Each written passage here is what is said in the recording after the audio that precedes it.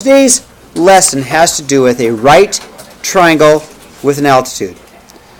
What we saw in our activity is that it will divide it into three triangles. So if we can reconstruct all three triangles, then it makes it pretty easy. Okay, it says identify the similar triangle. So one is just the big triangle itself. Okay, I'm going to redraw that.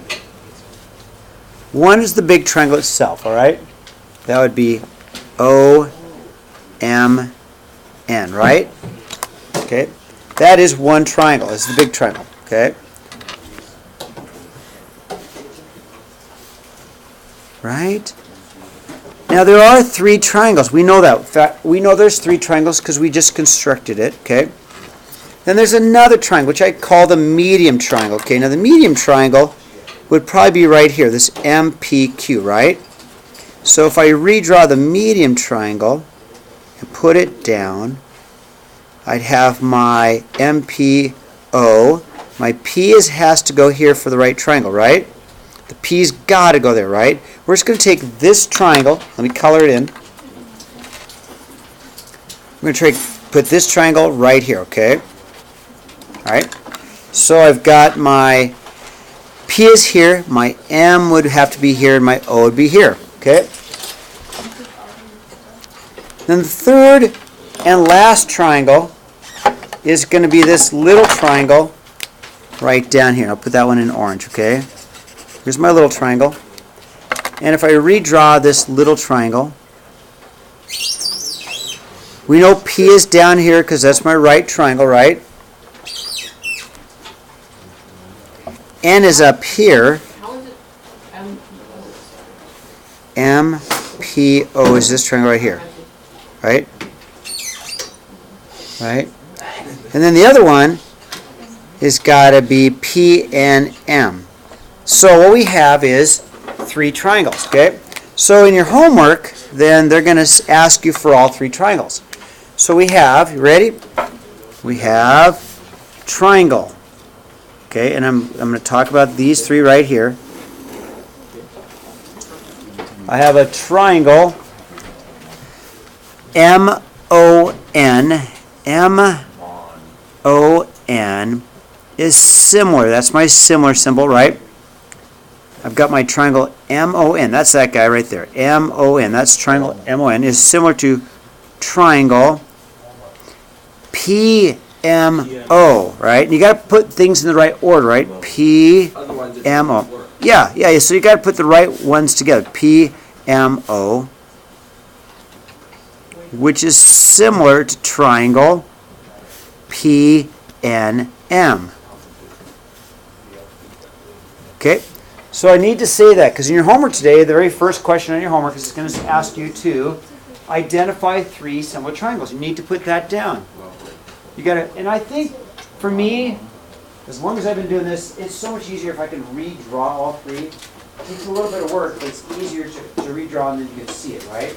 Okay, now, if that's the case, and we know the triangles are similar, then what we can do is solve some problems, okay? So I'll wait till you're ready, but before we do that, we'll talk about geometric mean.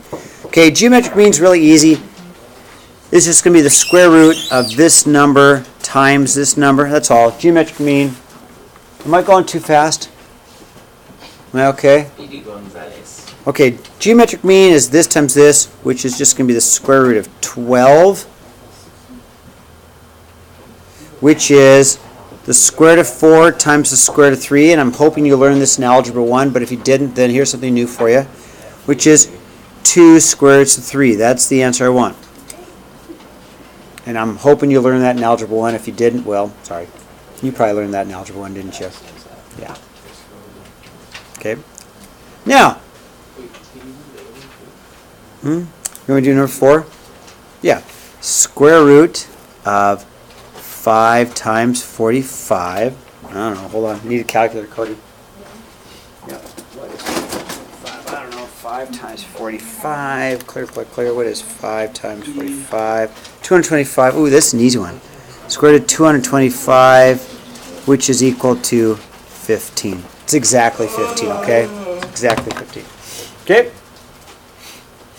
That's the geometric mean. Just multiply them together and take the square root. So if you see on your homework, to find the geometric mean? Easy, right? Now they do want square root answers on a lot of these. So when you go through your homework, it's going to say one of two things. Exact value. Exact value, which means probably a square root answer. Or they're going to say round to the nearest 10, which means use a calculator to get a decimal answer. Okay, does it make sense? Exact means square root answer. Nearest 10, nearest 100, use a calculator, you're rounding, okay? All right, now, let's take a look at number 5. So number 5, let's do 6 instead. Let's do 6. Let's do 6. Now number 6, if I have to solve for y, right, then what I have to do, for me personally, is I like to rewrite the two triangles. And 6 is a little bit easier because it's easier to see how they go. But there are two triangles I want to redraw. One is, I'll make it purple. I've got the purple triangle, right? And then I've got the entire big triangle, or I've got this little triangle, okay? So, let's first look at just the purple triangle by itself. So draw the purple triangle down by itself. I've got my 9 and my y, right? And then let's look at the big triangle, okay? You see the big triangle? Let me redraw the big triangle next to it. So here's my big triangle in orange. I've got y is down here. Okay, now don't be fooled. Here it is. Trick, trick, trick. Here comes the trick of the day. Want to see the trick of the day? I do. How long is this? How long is this? 11. So 11 goes here. Do you agree with that? Yes. Now, let me identify these two triangles. Okay? So, I would say that y goes to 11. Would you agree? Y goes to 11 as 9 goes to y. Do you agree with that? Watch. Does y go to 11 as 9 goes to y? Do you see that? Y goes to 11 as 9 goes to y. Now that, I wouldn't have been able to maybe see that without redrawing them, right? So I'm going to go, okay, I can do that. I can go y, this y goes to 11 as this 9 goes to y. Okay? This side goes to this side as this side goes to this side, right? This side goes to this side as this side goes to this side. So y goes to 11 as 9 goes to y, okay? And if I want to solve, I'm going to cross multiply. Remember how we cross multiply, right? And I'm going to get then a 9y, or y squared equals 99, right? How do I solve a y squared? I square root it, right? Square root, y is equal to the square root of 99. Okay, now that's the same thing as 9 times 11, square root of 9, square root of 11, which is 3 square roots of 11, okay? And again, if you didn't learn how to reduce square roots in Algebra 1, sorry, you were supposed to, right? We learned it. Okay? All right. I did that at the beginning of the year this year as well. Yeah. Okay, let's do number 8. Okay? Let's do number 8.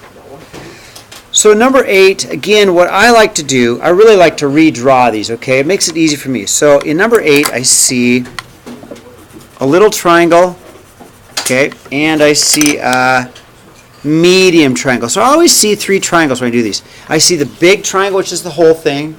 I see a medium triangle, and I see a little triangle. You guys see that? So let me draw the 2 together. So let me put the little triangle. The little triangle's here. Here's my 3 and my 6. Okay, there's my little triangle in orange. Okay, see that? And then I got my big triangle, which I'm going to redraw next to it. Well, it's really my medium triangle. Gives me an a plus 4 and a 6, okay? All right, so you have to be able to visualize. It takes me, as a math teacher who's been doing this for 32 years, I like to redraw them because I can see it. It takes a little bit of time. It takes me a little time to redraw them. But if I redraw them, then it's really easy. I can see. We're looking right here. Okay, everybody look right here, okay? I know 3 goes to 6 as 6 goes to a plus 4. Now, that's twice as big, isn't it? Yes. So what's a plus 4 have to equal? 12. 12, right? So this side's got to be 12. Can we solve for a? Sure, it's going to be 8, isn't it? But I'll do the math, right? You guys agree twice as big, twice as big? So I know that this has got to be equal to 12. That makes sense. Twice as big, 6 to 12. So if I solve for a, I've got a plus 4 equals 12 minus 4 minus 4. I've got a equals 8. Okay? Now, it may take you some time. Some kids can see these. Hallelujah, if you're one of those kids can see things. That's awesome. Some kids have a real hard time with these. So my suggestion is, I like to redraw them. It takes me a little bit more time. Yeah, Cody?